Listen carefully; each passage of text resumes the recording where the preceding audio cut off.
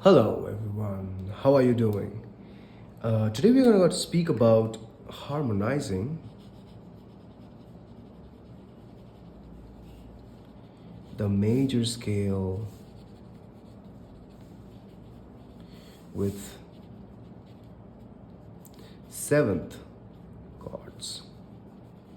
You already see that I have written the triads over here and according to its interval positions, the root, the second, the third, the fourth, the fifth, the sixth, seventh, the eighth. And before we go to the concept of giving the sevenths to all of them and just harmonizing in a normal way, we should know why do we need to harmonize. We harmonize to help create music have its colors or textures and dimension in a piece of music. Rather than just playing a note, we choose to harmonize just to give it a beautiful touch. For example, if I have two notes, I have a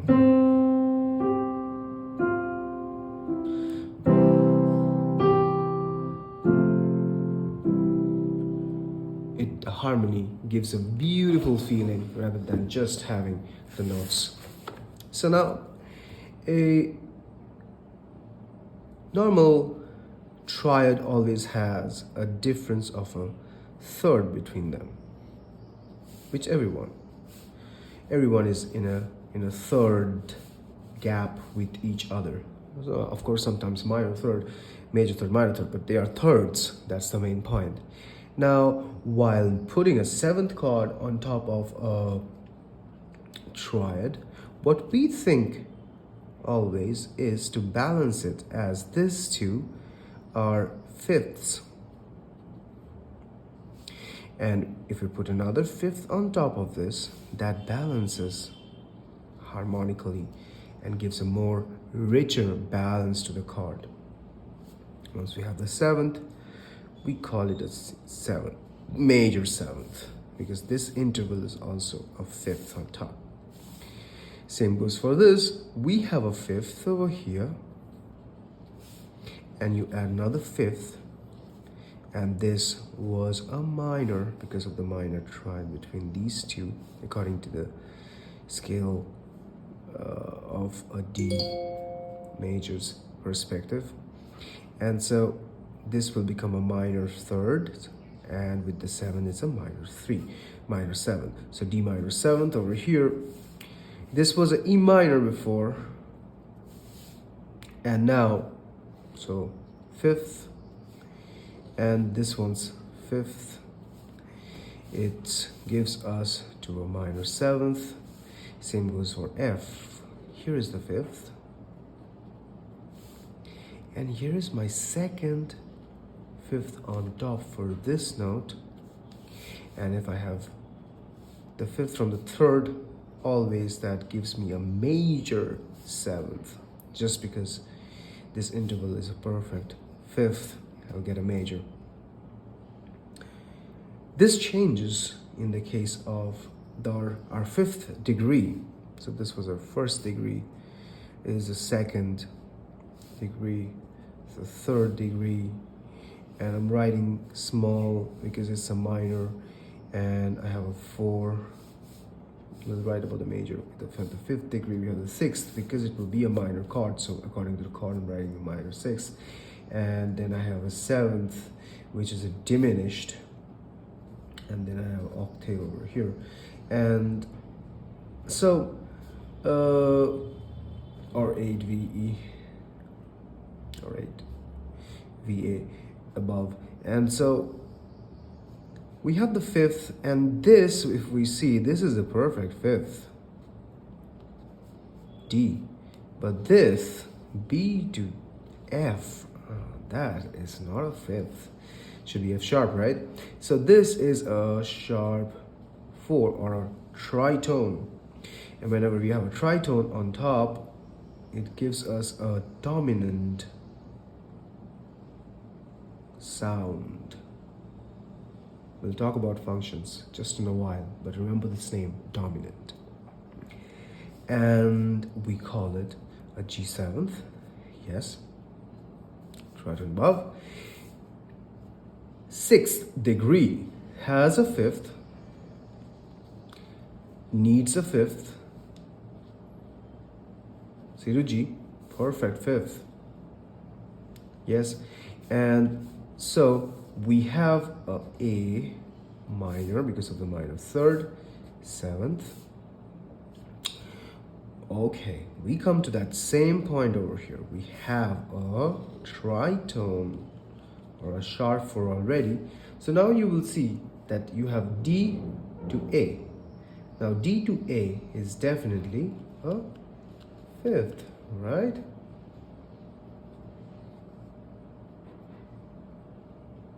Yes. So F to A, the third on top, and we have a diminished chord over here, but the middle part, the first part is a tritone, but the second part is a fifth on top. That gives you the speciality of this chord. We call it a B diminished, or also minor 7 flat 5. Yes, minor 7th because of this fifth. Let's check this chord.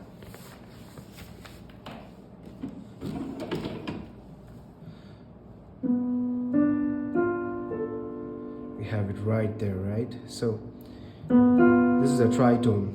It should have been this, and this is the point where we have it. And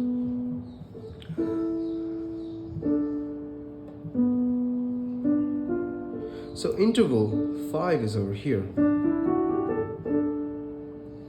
and over here we have the tritone, and our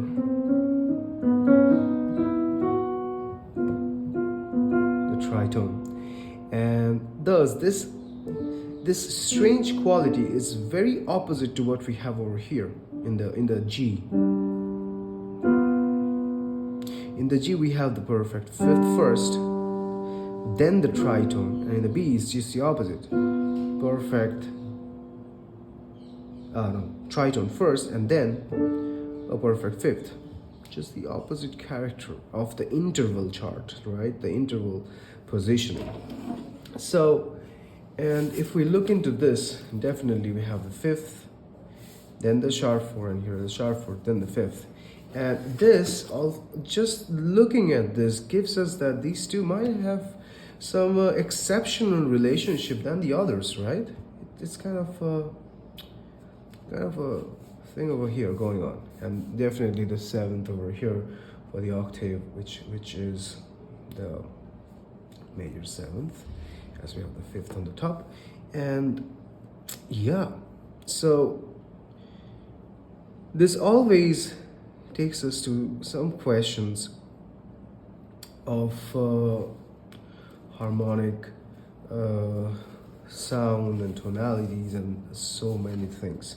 Now, before I go to the next part about telling you about 3 things: tonic, subdominant, and dominant, I want you to hear this and see how you feel about these chords. So I'm gonna play the melody on the right hand, and the left hand is gonna do the chords.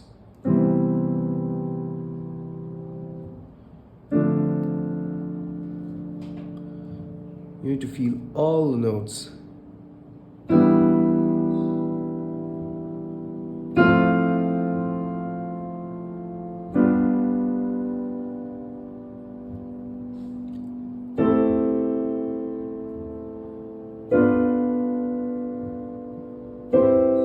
Coming back, observe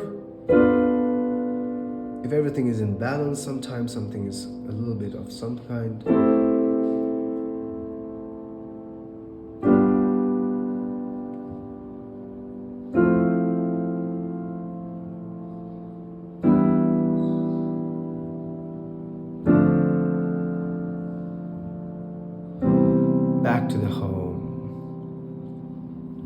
here we are not putting any place where you will see that it's coming to a point where you can say a resolution is happening in the middle. Like in old times, you know, we do this and we go for a 5 for the second, and then we go for a third, we go for a fourth, and then a root again, and then we go for the 4, then a 5, then a root. This is more harmonizing than the one we usually do with the triads. We come to that point and how we can replace sevenths over there as well. But for now, I want to talk about why we go to that and how we can fix this sounds that we are having and make it more homely. So a subdominant and a tonic relation is a very interesting point like this. A tonic is a 5 below the dominant. Yes, so from tonic you want to go to the dominant is a 5, and a subdominant is -5, 5 below. So if you want to go from the subdominant to the tonic, you go 5 up. So take the example of F, C, and G. So the tonic, the subdominant, and the dominant has its important functions, which we will feel even over here. And subdominant are the ones which have the fourths. Tonic definitely has the root, has the fifths. And one more thing is the factor of fourth. Now the fourth and also the seventh, the F and the B, both have a special characteristic. The fourth is a semitone above E, and the B is a semitone below the tonic C. Now, while resolution, of course, the F wants to go to the tonic, F wants to go to the C, but because E is a part of tonic's triad, it also has a tendency to easily come down just a step here. And while we are looking into more harmonizing the functions with the chords, we'll see how beautifully we can easily do that. And also the seventh wants to go up and resolve. So it's also known as a leading note. Everything in the world wants to resolve, doesn't want tension. No one wants tension, right? So, and the function and the main things, like the concept of this dominant, is to create a tension. Tension, of course. This is also a tension, a little less. Subtension, maybe. You know, and the reason for a subtension is because it's a fifth down. There's a fifth up, and it wants to go down more faster than this one. So while harmonizing, you always think about a subdominant, which is going to a tonic, and also a dominant going to a tonic. Now, subdominant is a fourth below, so going to the tonic is can take different route as well. You can go from a subdominant to a dominant, then go to a tonic. That we do often in resolution cases. But yes, F and B, these two notes, are the most unstable. And unstable character number 1 is unstable 1, unstable 2. This is more stronger. And thus, when we think about subdominant functions for these chords, the ones which have the fourths are the ones which are subdominant. But of course, they should not have the B, because F to B is a tritone. Second degree has F, does not have the B, and thus it is a subdominant function. Who else? Well, of course, the F has the F, doesn't have the B. subdominant again. Easiest, talking about the tonic. Tonic. Third, doesn't have the fourth, so no fourth, easy to say like this, has fourth, has fourth and seventh. This is even more interesting than the others, right? When you're talking about the 7 chords. So we have the subdominant here. This is the place we're going to talk later. And then the tonic over here again does not have a fourth. Quickly under tonic. Now these two, the ones left, both have the fourth and the seventh, both of them. So this is a dominant.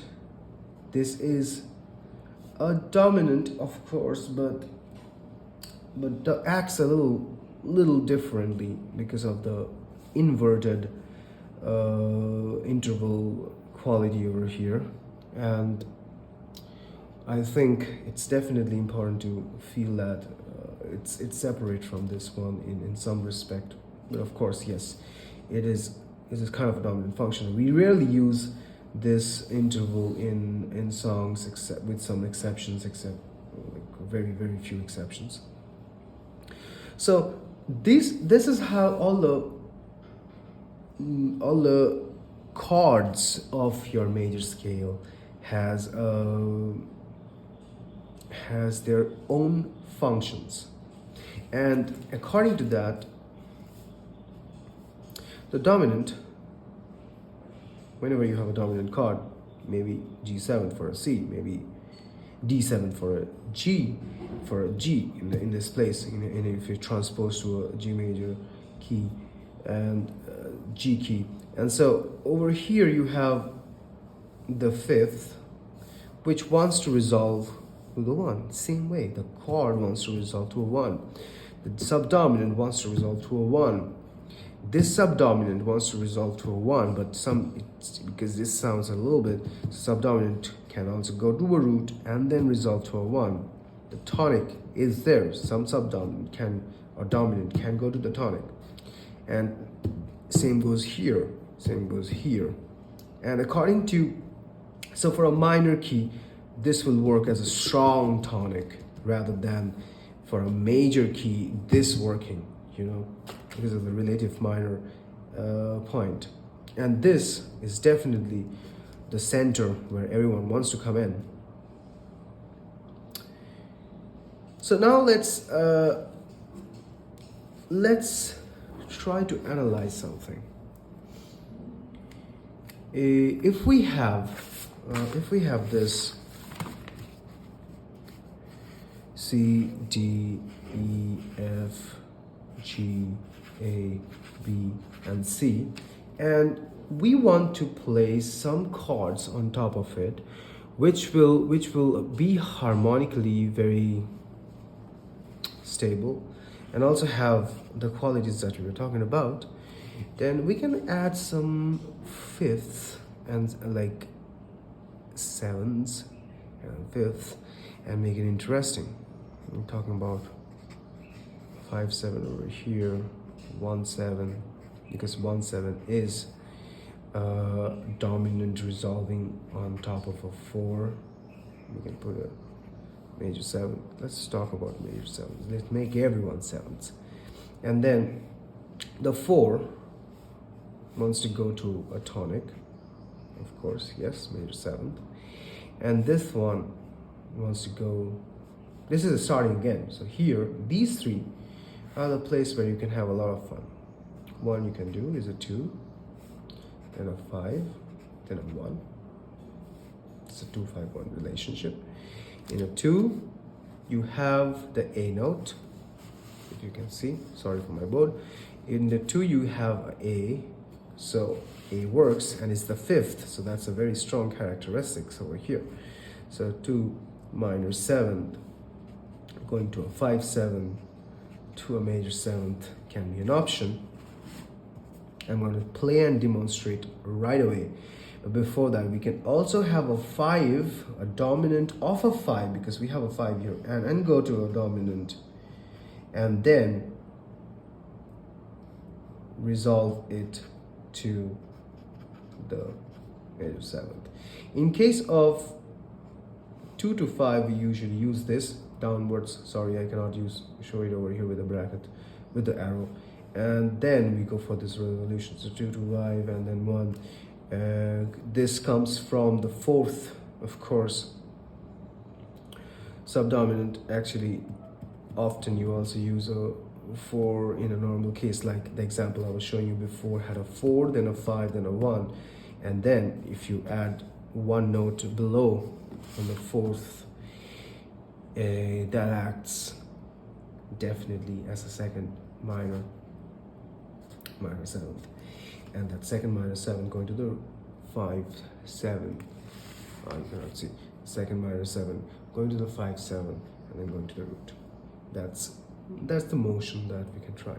So let me demonstrate this first, and let's hear what it feels like. Yeah. So I'm gonna play the melody on the right hand. Major 7th, dominant 7, dominant of a 4, so I resolve it to a 4, major 7th. I start my journey again, and by resolving that 4 to 1, and then I go for a 2 minor 7, then I go for a 5 7, and then I resolve that 5 7 to the 1. Now I come down the path, and I go,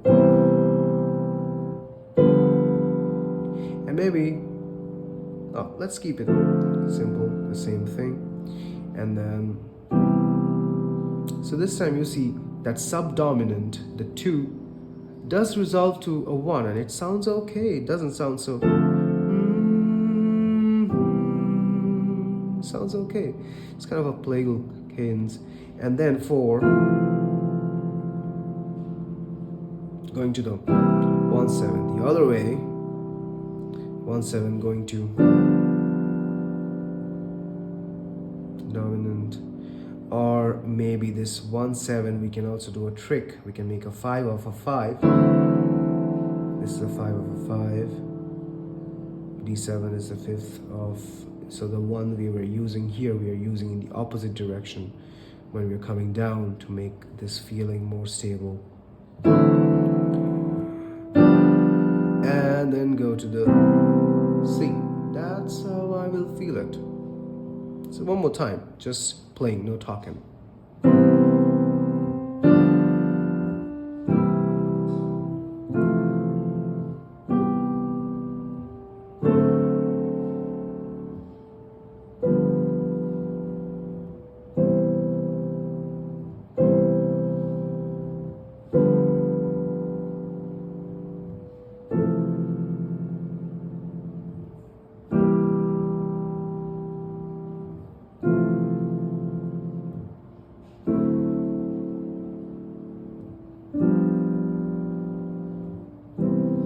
You might have observed that while coming back, in place of using the 2 minor, this time I used the 4 and I resolved to the 1, making it just as a plagal cadence.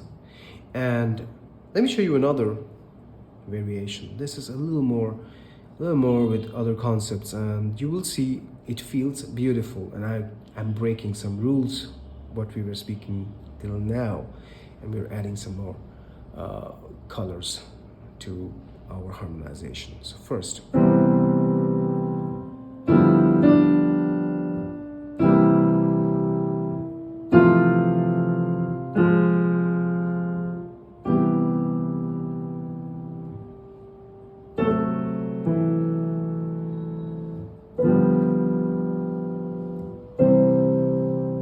coming down,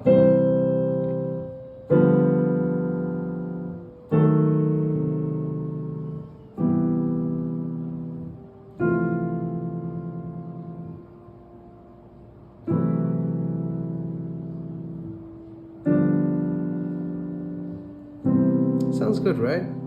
I'm using a root, major 7th, 5/7, the 5/7 of a 4. Then I'm going for the 4, and also it's minor. And then the 5/7. No, 5/7 doesn't work. Do you see this?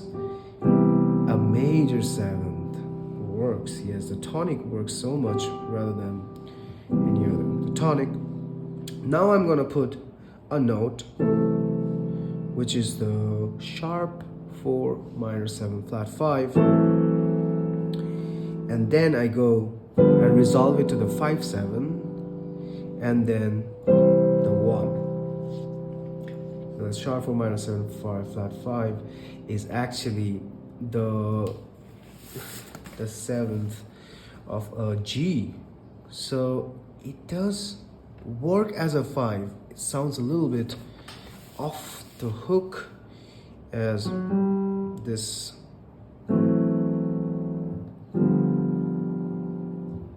So we use it rarely. Okay. Now while coming down, I have a woo, and then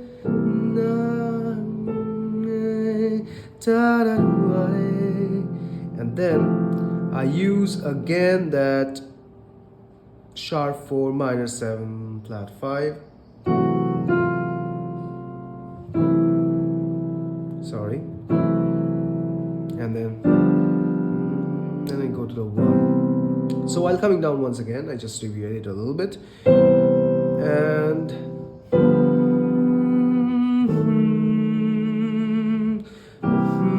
this is what I wanted. Yes. And then I want to go to the 4. Then I want to go to the 4 minor with a flat 5, which works pretty much close to the 5/7 of a 5. 5/7 function of a 5, and I go to the 5, and then I resolve to the 1. Yeah, let me know if you have some questions, and that's pretty much it. Thank you so much.